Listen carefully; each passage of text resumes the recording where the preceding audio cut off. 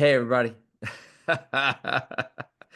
Hey, let's go networking. It's week 265.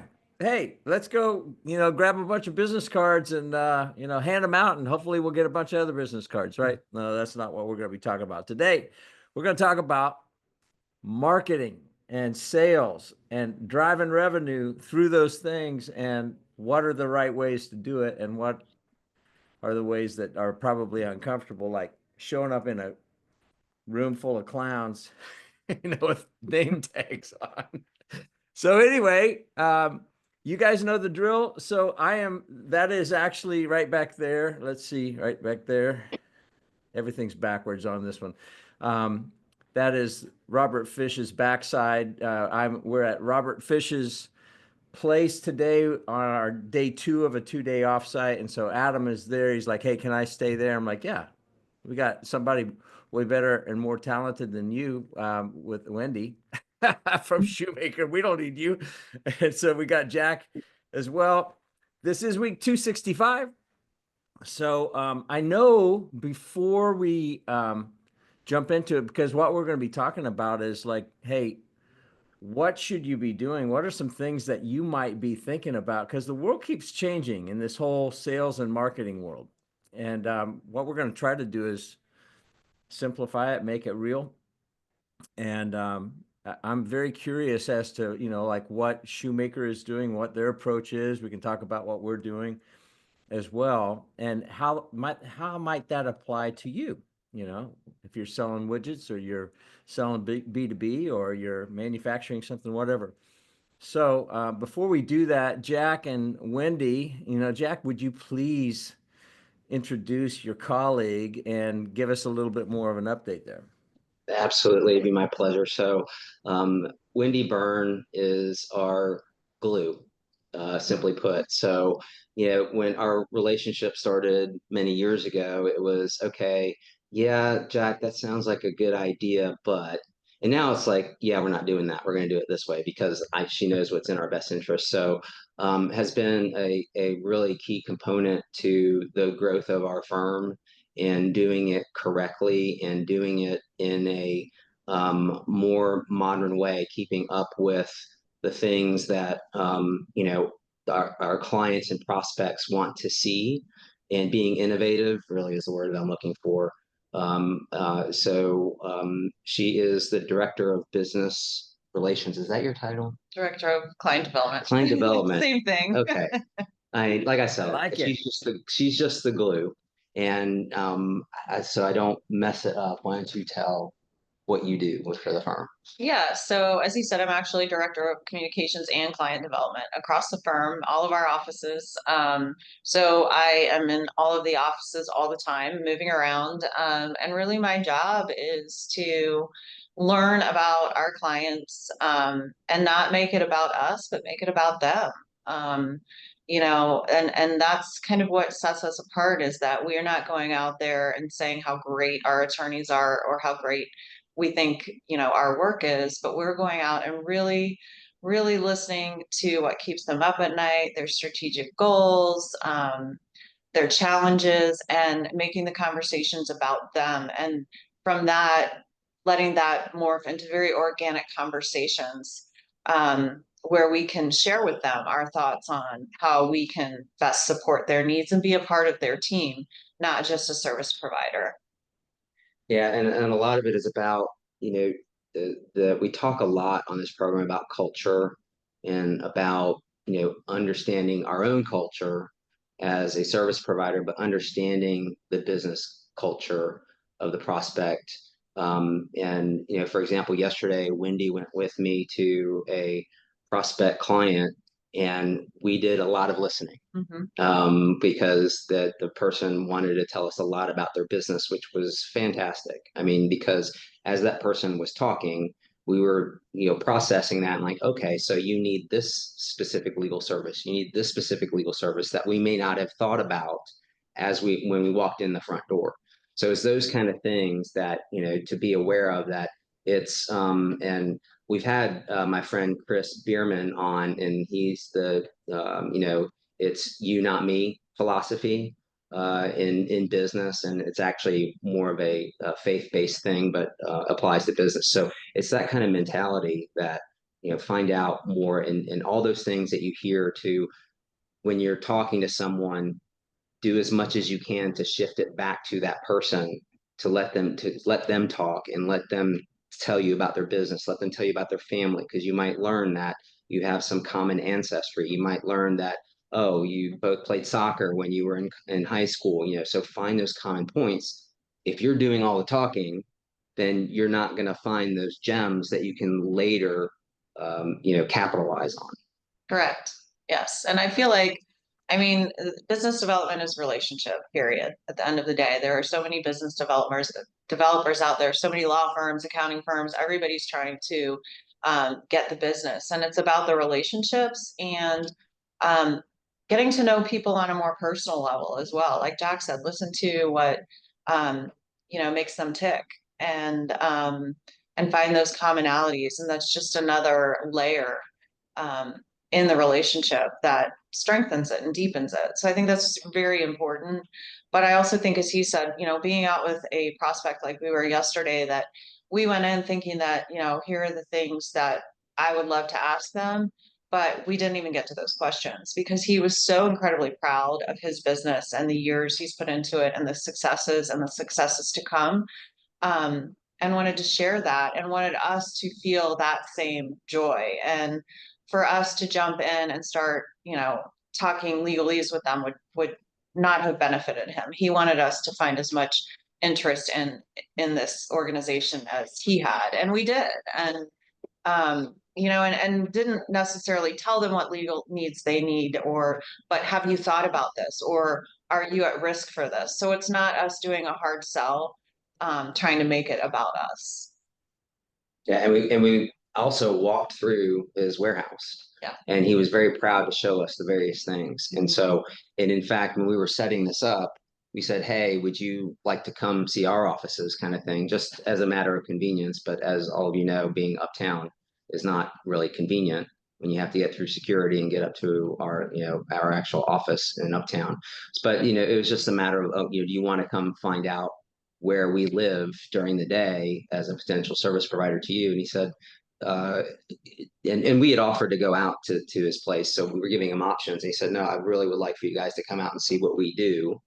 And it was very an authentic offer, and we certainly took him up on it. So yeah, love it. So I'm curious, before we keep going here, anybody on here, and we got a nice little crew on here. We got 25 people on there, which is awesome. Hopefully we're not just room noise for you, but you were actually going to provide value. We want to hear from you too. Like, what are the things that you want, like that you're wondering about, whether it be, hey, is there a better way than putting on the clown wig and going to the circus networking thing at the chamber? And I'm not trying to discredit the chamber, but like, what are the things that we should be doing? Because we find sales is a big issue in every company, right? Hey, how do we grow our sales? Well, and marketing should not be a separate thing. They should be very intertwined. They absolutely must be intertwined. That's our philosophy. And but I'm curious, from the gallery, what are the things that you're either questioning, wondering, hey, should we be doing something differently? Or, hey, what is working for you that other people on this call and Zoom call may find beneficial? And then I'm going to throw some questions to you guys too, because I'm just curious. There's a sea of sameness out there in almost every industry, right? Everybody's like looking over their shoulder, trying to figure out what everybody else is doing, and then they try to be just like them. And one of the things that I think that was really fun when Jack joined us into the romper room, and I guess it's appropriate, I'm going to keep wearing this wig because I don't have much hair anyway, so we'll just keep wearing the wig. But what was really interesting is during COVID, when we did lockdown, everybody was doing talking head, Zooms, webinars, about the same sanitized talking points that nobody could really make heads or tails out of. And we're like, we're just business owners and we're just trying to keep people from jumping off the ledge and trying to make sense out of what became CARES Act and the EIDL and PPP and all the other restaurant revitalization, blah, blah, blah, ERC over the last 5.5 years. So, but Jack said he was on that one of those calls and he said, hey, you know, you guys are kind of out there, not because we were wearing wigs, we weren't, but we were just speaking English. You know, we were just trying to be matter of fact, Jack, in kind of Adam's irreverent manner, and occasionally dropping a word or two that he shouldn't be. But Jack, you said, hey, would you like an attorney on there because you guys are kind of out there a little bit? And I didn't know Jack. Adam, I'm like, I don't know. But I've been in the M&A world in private equity, and I loved it, and still do it, some aspects of it. But he said, hey, would you like somebody to join us? And I'm like, so I asked Adam, like, who is this joker? And he says, oh, we've done live fire with this guy. And there's a reason that we actually brought in Jack and Shumaker to do our deal with Send, which, thank you very much, Team Shumaker and Jack, for Absolutely. making that happen. And we're part of a lot of deals every year with clients and over the years, but there's kind of a reason we picked you guys. And I'm glad that we did. But I'm curious for you, Wendy. You have to be true to who you are, but how do you differentiate Shumaker from the sea of sameness of, every other, I'm going to say Dewey Cheatham and Howe attorney? I'm just kidding. I just had to do that. But like, how do you separate yourselves authentically from everybody else out there? I think it's in our culture, and it's in our, this year's our centennial year. Um, Wow. yeah, and we started 100 years ago in Toledo, Ohio, and have sustained and done very well and grown.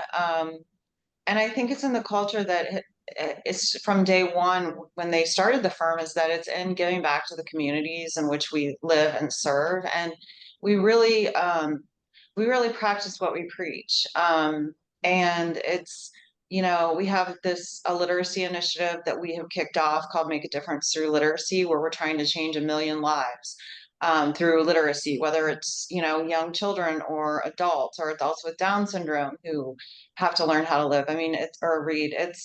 It's across all platforms, and it's to empower people, because literacy is empowerment, and it also gives you independence. So we have different things like that that we take, and we really make it a part of our communities, part of our culture. But in turn, our clients, we also support their causes, and show that we practice what we preach. We put, you know, we don't just say it, but we do it. And I think that also is in our relationship with the clients that I go out and see, and that the attorneys go out and talk to, is that it's great to go out and learn about your clients and listen to what they say. But if you bring it back and you don't do anything with it, Yeah. what was the point? So, Yeah. it's not just listening, but letting them know, I heard what you said. I heard what you need. I heard what your challenges are, what keeps you up at night. And I just think it's really that sense of, we call it our Shumaker family. It's that you're not just our clients, you're part of our Shumaker friends and family. And I think that is really what makes us stand out a lot of times. And I think to reiterate the point that you said, which is the follow-up, and I'm guilty as anyone else, maybe more so than others, in that the follow-up. So you meet someone at some event, you get their business card, or you now tap phones together, which Yeah. is how people exchange business cards on their iPhones. And then it goes into a vacuum, into a black hole. Mm-hmm. And my kind of little excuse is, well, I'm an equal opportunity offender. It's not you, it's me, and I'm the one who hasn't gotten back to you. When the reality is that it's a mutual thing. Either Yeah. each of you does the next step to get to get back together to talk. But usually, us as a service provider to a business, it's really incumbent upon us to be the more assertive of the two parties to go and follow up with that coffee meeting, with whatever it may be, with we put out capabilities binders, which is basically a resume of what we can do and the people who would be doing the stuff for you, depending on your industry and your needs for legal stuff. So it's that I think is a material weakness by a lot of us. Not necessarily in Shoemaker, but again, I'm falling on my own sword. But I see a lot of clients who that I will introduce to others that I think there'd be some good mutual business to be done. And then I talk to them a month later. Have you followed up with this person? How's that relationship going? Oh, well, I haven't gotten back to it. So I would say that that is something that is very high on the list of things that you should do that just don't get done because we're all so busy and we kind of like check the box. I met that person, and then eventually I'll get back to it. And then months go by and you don't get back to it. I think too. Oh, I'm No, sorry. go ahead. I I think got all too. these questions running in my I head. know, So no, but go I ahead. just to say, I think our investment in not just our people in the firm, but our investment in our clients also makes us very unique. Um, Mhm. I am part of various groups throughout the United States that we get together, and it's 100 other people in the same role that I'm in.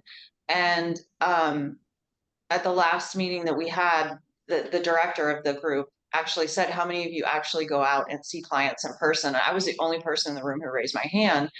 And Really? yeah, it was really shocking to me. But, back to what you said about COVID and the pandemic and going everything on Zoom and virtual, um, these meetings I do with our clients, I go all over the United States. I've even had to go to Europe to visit a client. And yeah, could I have done them via Zoom? I sure could have. But the firm has invested in allowing me to do these face to face because there's so much value in it. Hmm. And it shows that we're invested in our client. I'm spending a lot of money to fly and see you and spend this time with you and taking, time is money for all of us. But the firm is investing at us doing that for the client. Yeah, I love that. I'm curious how Shoemaker does it and delineates between business and relationship development and marketing. How do you guys interface? And Wendy, give us a little bit more of your background as far as where do you start and stop versus somebody in more of a pure kind of a marketing role? Can I make a remark first? Because this was on my Yep. mind a moment ago. There is, because you had said marketing, business development have to be webbed together, which is Yep, absolutely true. But there needs to be an understanding that those are two very different things, and that's many right. people think it's the same thing.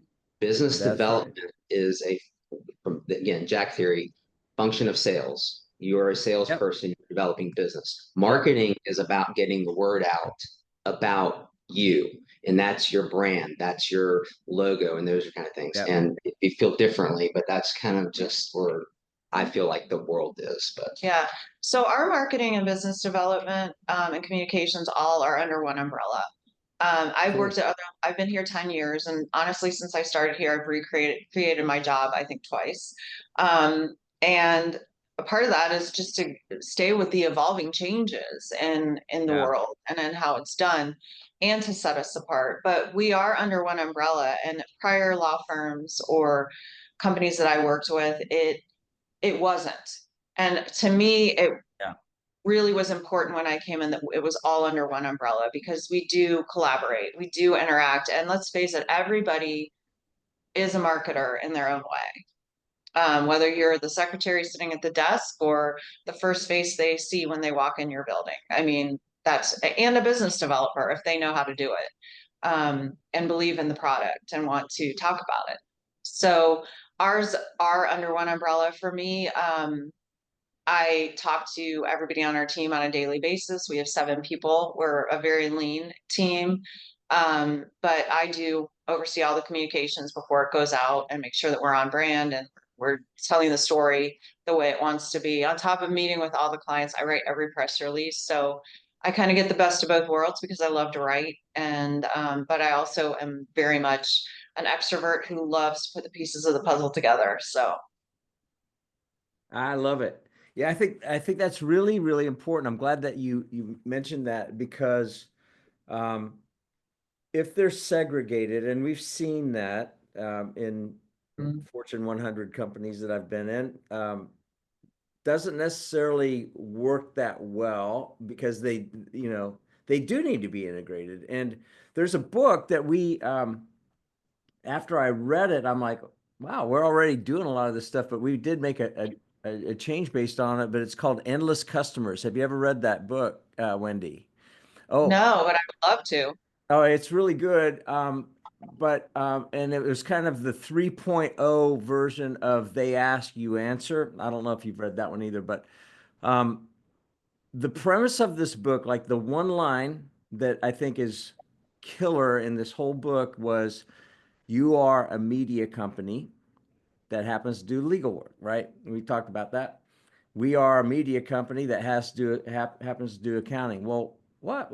We're not a media company. We don't know anything about that. We have a bunch of lawyers, right? And whatever. The point of that statement is in this world, we were just talking about one of my colleagues in our leadership team meeting. Um, Adam said, "Hey, before you bought your Tesla, what was that buying experience like?" I never went like I bought it online.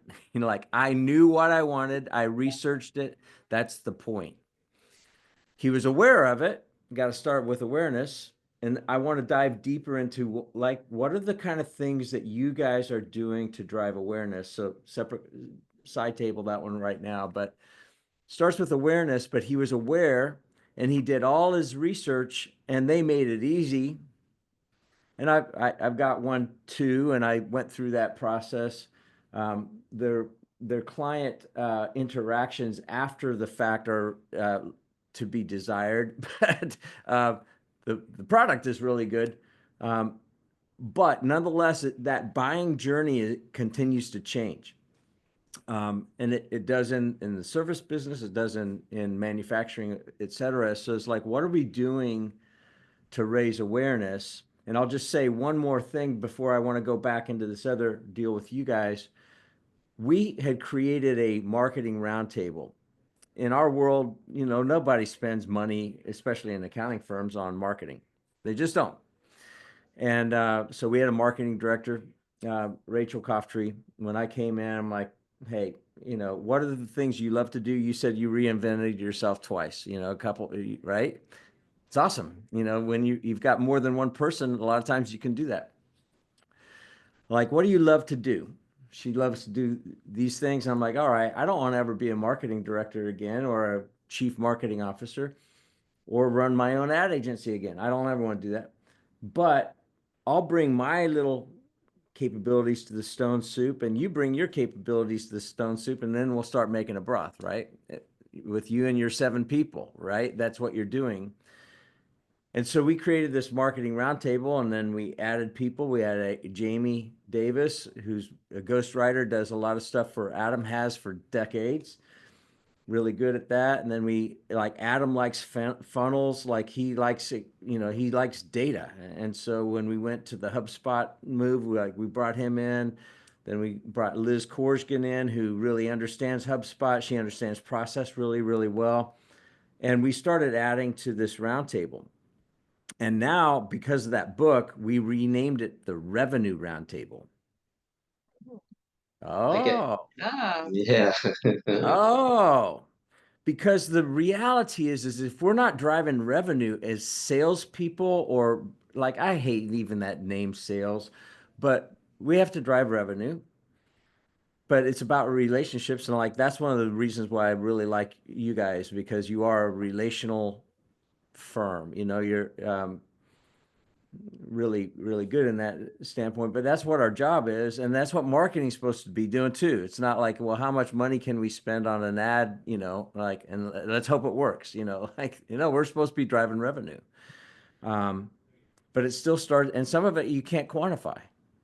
how do you quantify, So I am curious from you guys' standpoint, and listen, anybody listening here, and I bet Jamie Boyder's on here. I'm curious if he's on. I haven't looked, but he's got a great background in branding, and they do all kinds of product development at Bolt, do a lot of cool stuff at a very high level.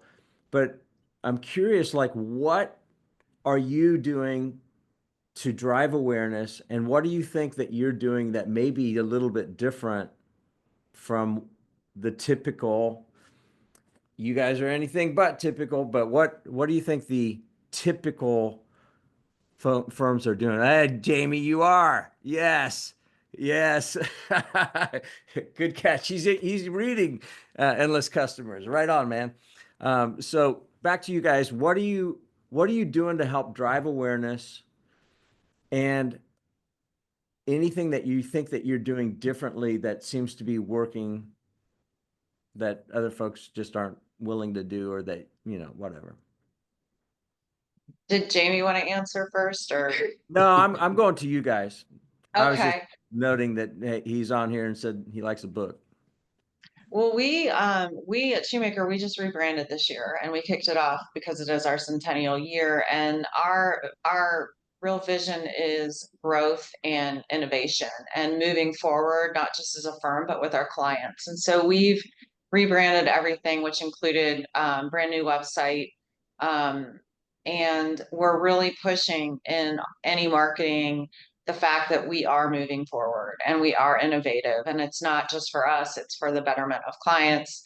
The landscape of everything is changing so quickly, and we're trying to be proactive and be ahead of the ball, which we're actually in our new branding. We do have a ball that's silver that moves on our screen showing the Oh, movement. cool. Yeah, let's Yeah. pinball. Yeah. But really, Not a ball like this though. no, sorry, Okay. no, not a clown nose. Um, Next website. Um, but yeah, we're not a law firm that puts up billboards or anything like that because we are relational. And, we do put out client alerts and white papers and things like that. And we actually just brought on HubSpot. So we're using that to get a lot of information out to Oh, in front of good. the right people.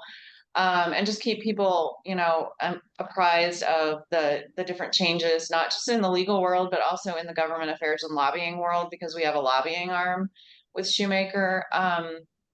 On top of that, I being in charge of all the PR as well. I pitch a lot of stories.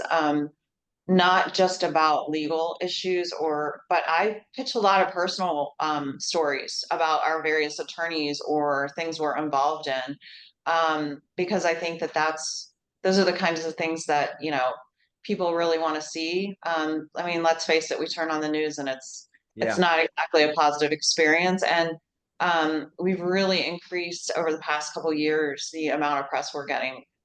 I mean, tripled it through some of that, where we are reiterating the fact that we are here for the community and we are relational.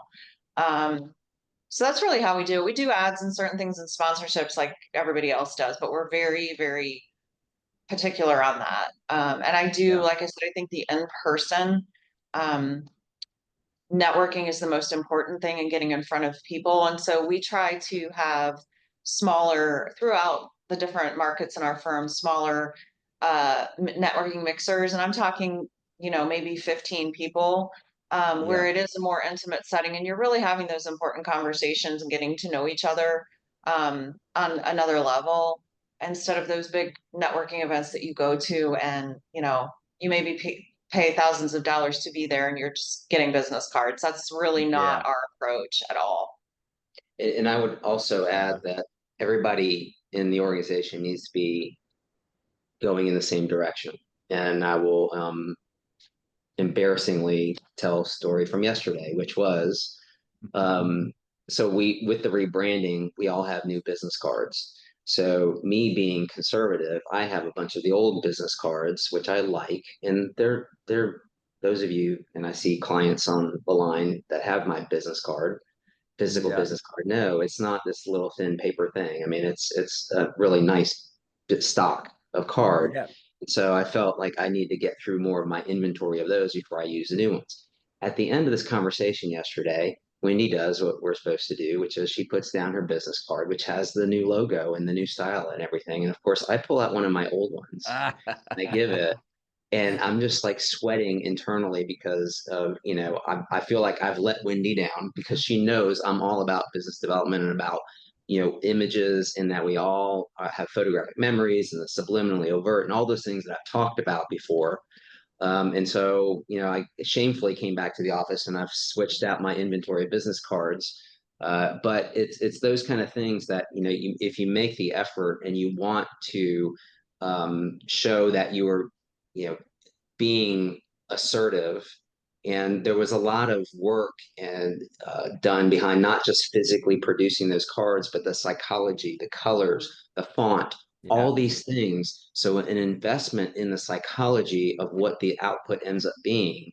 And I'm basically the weakest link in that moment because I am not doing what we have invested in. So it's those kind of things, when you talk about culture and you have to have buy-in of people, it wasn't that I wasn't buying in. It's just that I was, feeling like, oh, I need to get rid of my older stock and not waste money. But that's so that's also a demonstration of what is a priority, that we know that the lawyers in our firm have various levels of inventory of their business cards, and we're like, all right, we understand. We feel like there's more value in having that, that sunk cost gone in the production of those cards for the value that is perceived or received by using the new logo and the new brand and everything else. So We'll forgive you. It's Oh fine. man, we got some chat going on because of business cards. Like this is great. So Jamie Boyder, again, plug for Jamie. I was a client a long time ago. Yeah, 30 plus years ago.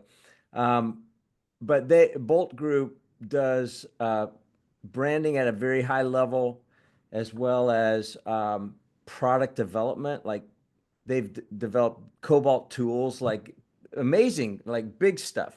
Chick-fil-A, I mean, big, but they also work with other privately held companies. You don't have to be Coca-Cola, which have done a lot of work for them too.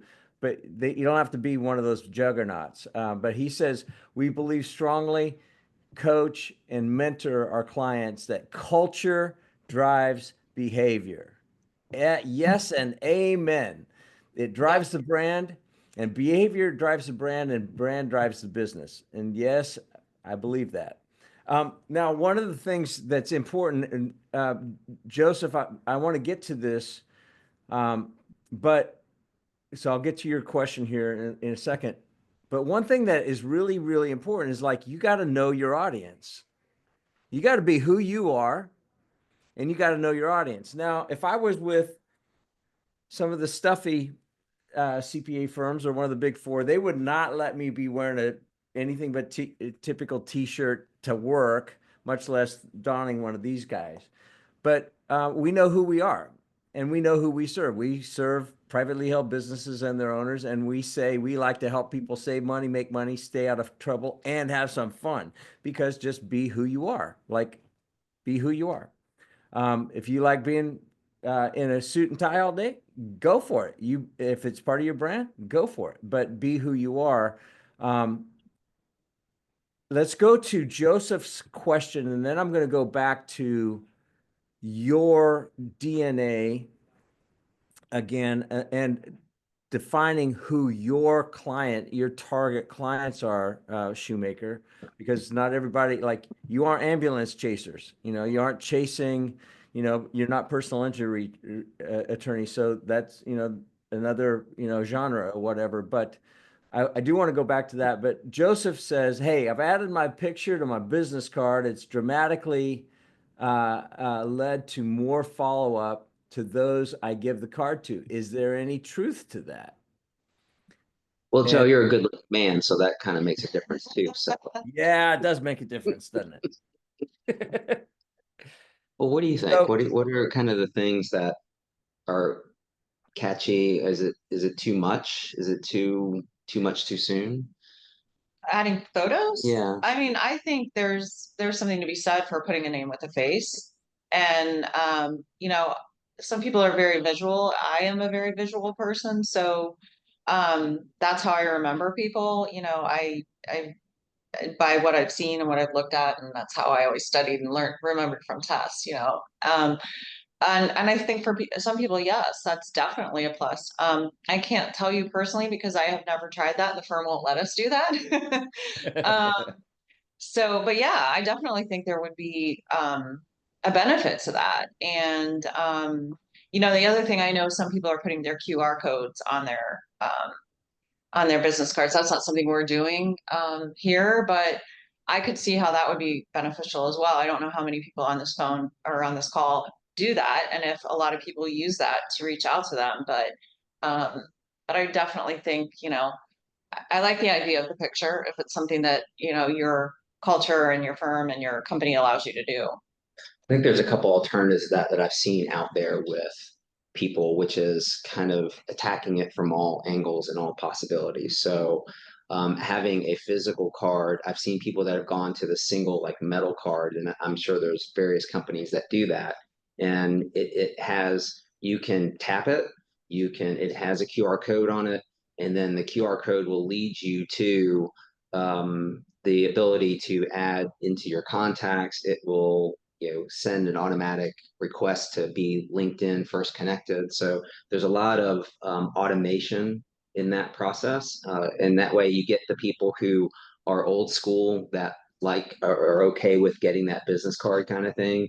But then you have others that like, you know, I'm gone paperless and I don't want to touch your cards that you've given to me kind of thing. And so you know, there's and then I've seen also a couple of times where you tap your phone together and it will give each other your contact information, and then you choose to put it in. Now, of course, there are naysayers that will say, well, wait a minute, you know, I don't know what else is going on when we tap phones to each other, you know, am I now granting someone access via Bluetooth to my phone, or, you know, some sort of intrusion? And you know, I can't speak to that. I'm not, you know, all of you know, I'm nerdy, but not that nerdy to know all the details about those kind of things. But it's so I've found that is probably the more successful way of doing it, because those types of technologies are less expensive now. So it used to be that, okay, if you want this, you're paying a hefty sum. You're probably paying a license fee, a monthly license fee for the technology, and then they gotcha because if you stop paying, they cut you off.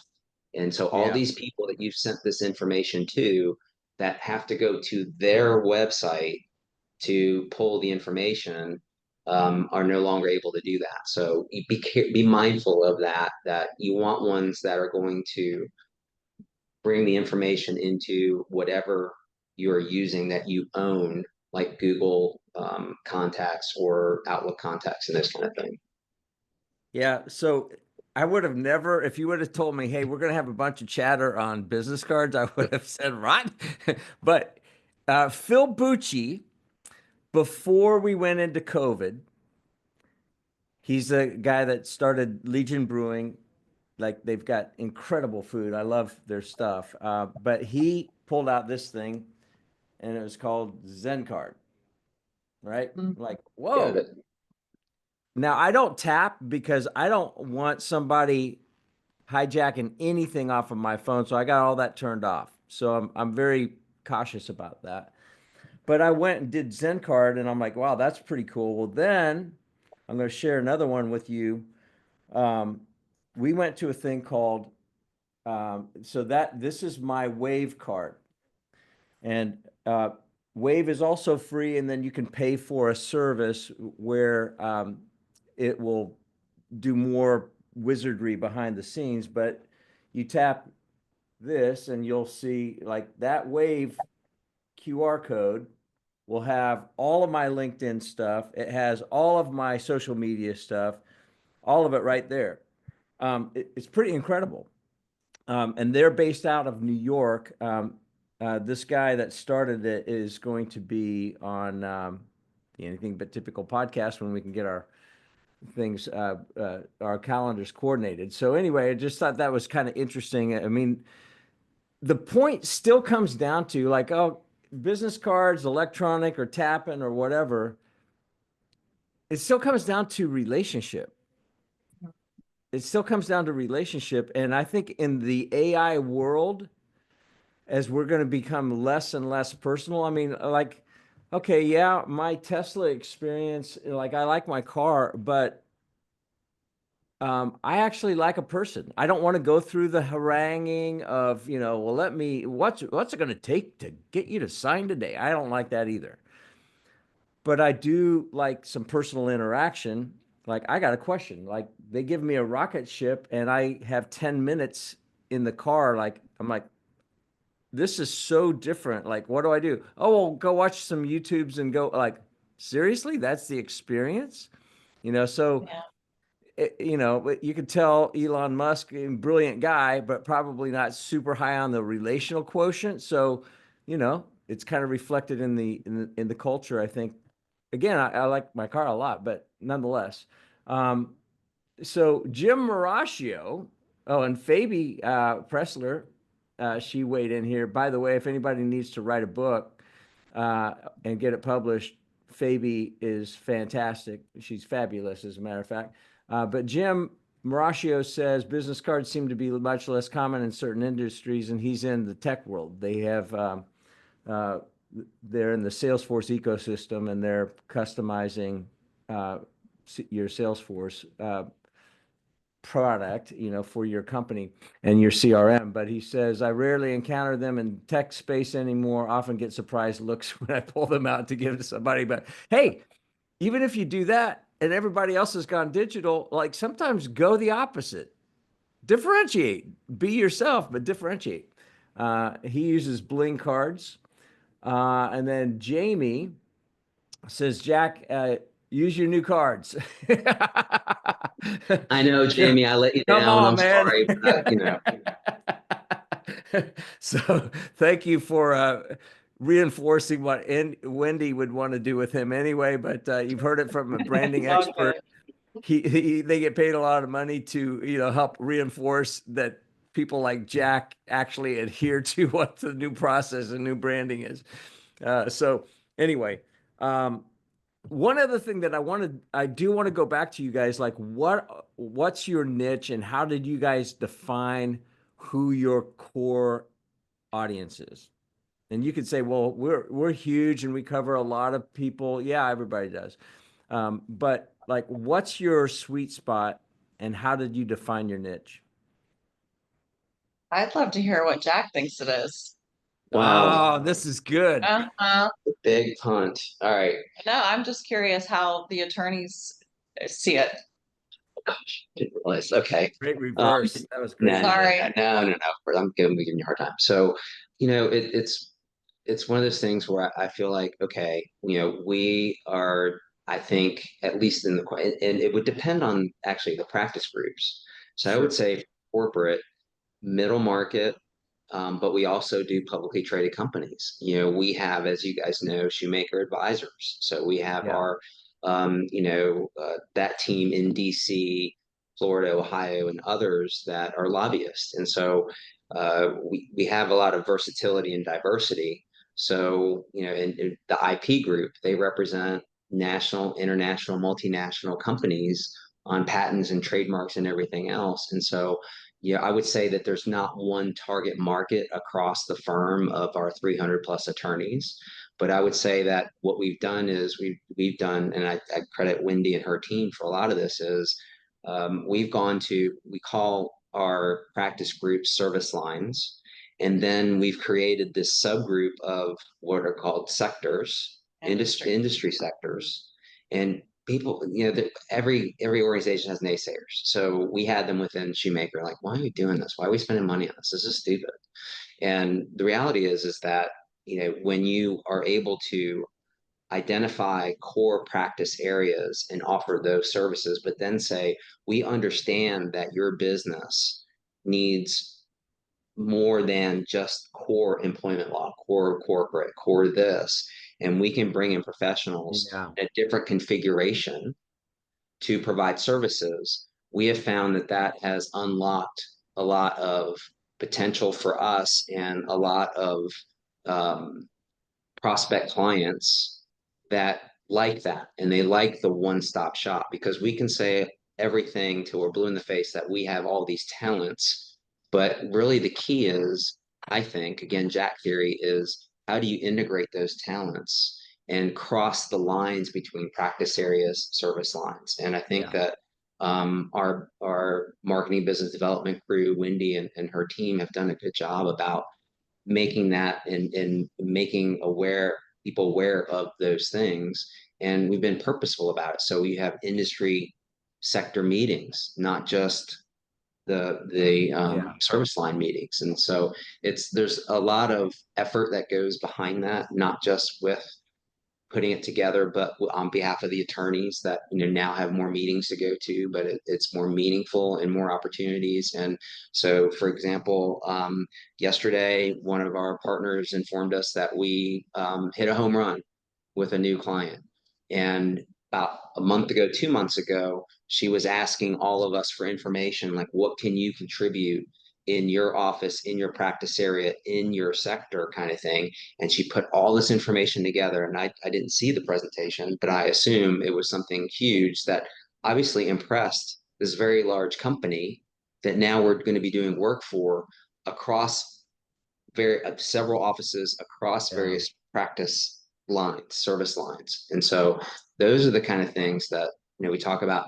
Know the people that you work with, and implement those skill sets, but you got to let people know that that's what you can do, because don't make assumptions. And I've said this before, one of my more embarrassing professional moments was when someone sends out, and we get these all the time, which is SLK all is like the bane of some people's existence sometimes when it's misused, because it goes to every single person who has a Shumaker address in the firm. And it will say something along the lines, do you have somebody, a contact who can do this? And one time it was franchise. And I'm like, okay, after being in this firm for a quarter of a century and doing franchise work for 2 decades of that quarter century, this person who should know better doesn't know. And so, of course, I got the ribbing back, like, okay, what did you find yourself in a hole somewhere and not? So, but that was an embarrassing point for me that said, okay, maybe I should be doing something differently. But, so it is, again, knowing people within your and what their skill sets are. So how did I do with that answer? You did pretty well. Okay. I think so. I think, middle market is our niche area. We're an AmLaw 200, so we're not the biggest law firm out there. And, we like to let clients know that, you can get the same quality work from us that you can get from a New York law firm, but you're not paying the New York rates.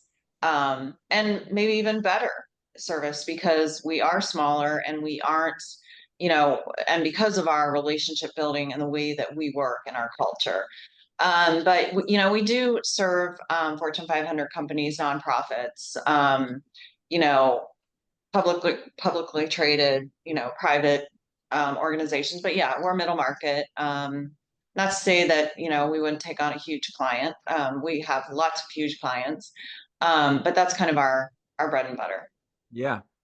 Is there a psychographic tendency that you see that's similar across a lot of your clients, or do you see any, do you delineate at all at that level? So interesting that you asked that question, because a conversation just a few hours ago I was having with someone who was sharing, and it was really more about me meeting with her to talk about her business. I mean, she may eventually become a client, but it was more of how can I get more interconnected in the community?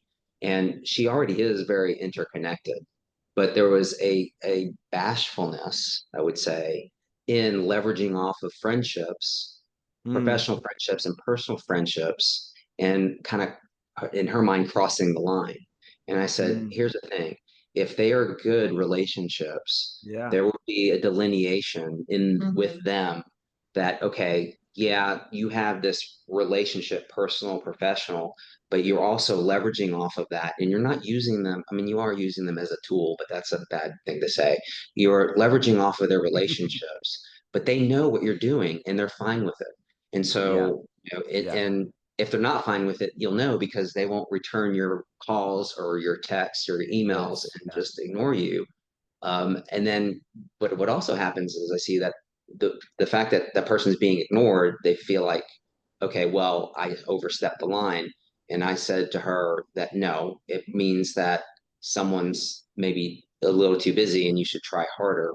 And eventually, either you will wear them down because they feel like you're stalking them, or they will be like, oh crap, I should have, I apologize. And as you guys know, one of the things I say often is I'm an equal opportunity offender. And I tell people that it's not you, it's me. And I'm sorry I haven't gotten back to you, but yes, let's go have that coffee. Let's go do this. Let's talk about that kind of thing. So, but that, is to answer your question, is that I think people are bashful. I mean, that's the only way I think I can put it, that they are reluctant to leverage off of their relationships because they feel like they're crossing some invisible line between personal and business. I think people are more afraid of the word no. And a lot of times that's why Yeah. someone like me is in my role. Like I can go out and you can say no to me all you want. You don't know if you don't ask. Whereas I Right. think for, other people, it can be very hard to hear the word no. It feels like rejection. Yeah. Um, and it is very rare for law firms to allow someone who's a non-attorney to go out and talk to clients. And I feel very fortunate that they trust me to do it, but you get a whole different perspective because um, you see things differently than attorneys, and Yep. where you can see things that they don't necessarily see. And I also think it puts clients at ease because they're not sitting in front of an attorney who's asking them questions and feel like that they're taking everything they say and the wheels are spinning in their head.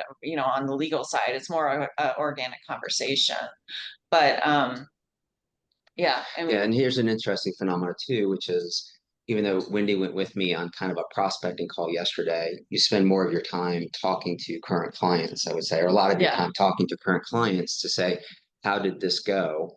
But you really are not focusing on that. It is, what can we do? What else can we do? And learning more about the client. And initially, when this concept was socialized amongst the attorneys, I didn't react this way because I trust Wendy and her crew, but there was like, okay, the hesitation as to, well, I don't want to find out that my client was really pissed off at me because I didn't do exactly what they wanted to do or for whatever reason, but they never told me. So I don't want to give anybody the opportunity to, unless they've already told me directly, to go and tell somebody, even though within the same organization, that, okay, I wish we'd done things differently. That is not the objective of these meetings. It is to get to know more. Now, if things come up, then that's great because it's good constructive criticism, but it has to be taken that way, not that it is, negative. And so I would say that it's been, from what I've seen, very successful in your efforts in bringing in additional work from current clients. And that's where people's bread and butter is, I think, as business owners, is that we feel like, and I'm guilty of this too, once we got the client, we're doing work for them, we assume that they will tell us if something isn't going right. And then Hmm. if they don't, then everything must be going right and they will be enamored with us in perpetuity. And we don't have to do anything as far as client relations, customer relations with that person. And so let's move on to the next conquest, the next mountain to conquer. And so, you need to be, I think, purposeful in looking at what you've been doing and who you've been doing it with, and checking in with them. And So it's been here's a successful. question that has come in. I know we got just about 5 minutes before we're at the noon hour, but Bruce brings up a really good question that I'd love to hear how you guys handle it, and I'll address how we handle it. But it says, when junior staff members are pressed to give a client an estimate for work and cost to accomplish a task, what's your guidance on this process? Do they defer to senior management, or do they have to be accountable and eat any overage? How do you guys handle that? Wow. So, it best legal answer that we haven't used today yet. It Depends. depends. So, a lot of times it is, I don't personally empower our younger people in our corporate group to go and set up a budget or pricing unless it's something that we already know what it is. It's something like setting up a corporation or something like that. But it's only because they have heard me or others in our practice group, like Phil Chubb and others, say it and repeatedly. Yeah. And so they know what the pitch is, what the story is, what should be said. But in most cases, because what ends up happening is unless you have the experience, and many junior people don't, and it's a matter of passage of time and being in transactions and those kind of things. When someone says they need something, they're looking at it with blinders on, and they're not seeing necessarily what else needs to be done. They tell you what needs to be done, what they think needs to be done to get to an endpoint which they know and they share with you, but they don't see how wide it really is to get to that endpoint. And you can misquote something and then have to go back. And so then, Bruce, is basically that you do have to make a choice. Do you bill the client or do you eat it? And then it comes down to, okay, I've had to eat things when I haven't, not for my work personally, but where a junior attorney has gone over and hasn't told me about it. And then it's okay for customer relations, for goodwill. Yeah, I'm going to write that time off or write it down, even though that person has experienced every painful moment that has generated that time that that attorney has been working on, and should assume that their bill was going to be higher than it was anticipated to be. So I think really it's incumbent upon the senior people to pay attention to those bills and the billing as it progresses, not just wait until the end and be like, have an oh crap moment. I can't believe it's that much. And what do I do about it? But in the process, educating your junior people as to what you're doing. Because as lawyers, yeah, we're supposed to be practicing law, and we do, but we're also credit managers. We're also HR personnel, as many of you are.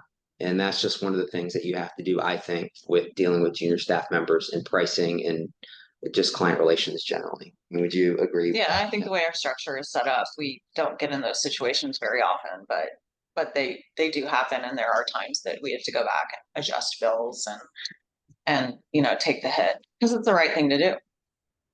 Yeah. So the way that we handle it is we define our target market very, very narrowly. And we have a thing called the red flags, green lights checklist. It's a one-page deal. And our red flags and our people know, and we have a very defined process. Hey, if somebody's coming through, yeah, we have standard pricing. But one of the things that's on our red flags, what's the price? What's the price? What's the price? That's a red flag, because we'll always say we're not the cheapest. We're differentiated, but we're driven by ROI. And if we aren't going to drive an ROI for you, we're probably not the right group. But our process is this. And so we have what's in our niche, the green lights, they've been burned by one of the big 4 reasons CPAs getting fired, and they're mad with somebody else because they didn't return phone calls. They weren't proactive. They got them with surprises from the IRS or from a bill, or, hey, I'm afraid to call you because you're going to bill me like my attorney, on an hour. Like, sorry, but that's like we do a all-inclusive pricing. Or, hey, I fell in love with the A team, now I just got the C team. Like, those are green lights for us. Like, oh, okay, maybe. But we have a defined process, and so we aren't throwing out price quotes because everything we do is custom. Everything. Now we have an idea, and the people that actually, like myself and Adam and some of the others, we know, generally speaking, if they're really pressing, like, well, is this 100 grand or is this 50 grand or is it 10? Well, we can kind of give that, but we don't give ranges either. So, and that's really helped us quite a bit. But the one thing that I would encourage everybody listening to this thing is, like, know who your audience is. Like, who's your sweet spot? And don't chase anybody else. Find other people that are outside of your sweet spot and do warm handoffs. Don't ask for money coming back from them. But like, no, like one thing that we say is we don't want anybody knocking on our door to hear no room in the inn, good luck in the public square tonight. No, we want to actually make sure that they have a place that's going to be a great and safe place for them, whether it's us or not. And if it's not us, like we'll do a warm handoff. So I think that's another thing. So Bruce, as we're coming in on the tail end of this, he says, helpful insights. I appreciate your responses, acknowledging the complexity and professional service delivery. As said, you need to stay on top of the client feedback and internal bookkeeping and accounting to avoid surprises. Yes. Oh, yes, yes, yes. 40 years ago, it was burned into me. Don't take on bad business. Amen to that, brother. Yeah, don't chase. The hungry cat doesn't catch the mouse. Be uniquely you. We will put this up on the Shoemaker. They will put it up on their YouTube channel. We'll put it up on the BGW YouTube channel later on. And Jamie, Fabi, everybody, so good to see you, Joseph.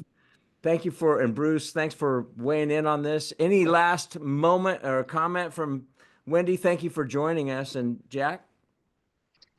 I just want to say thank you for allowing me to sit in on this. It's been fun, and I would encourage you to put your picture on your business card with that wig on. I think that would There do you go. great business. So, yeah. Yeah, Absolutely, no. totally agree. And I Yeah, no. also want to thank Wendy and man, you. I don't know if everyone can see this, but a lot of gratitude and appreciation for you being here. And in fact, everybody wants a clone of you. So, Oh. but yeah, Yeah. but thank you. Well, thank you. And one thing I would like to share before I leave is I say in business development, and I want my attorneys to know this too. It's never failure, only feedback. If you're going out and you're really building that Mm. relationship and you may not like what you have to say, hear people have to say, um, don't look at it as failure, look at it as feedback. Your failure is in not knowing what your clients are thinking and taking the time to learn what they need and if you're serving them best. I like that. I'm writing that one down. You can use That's it. good.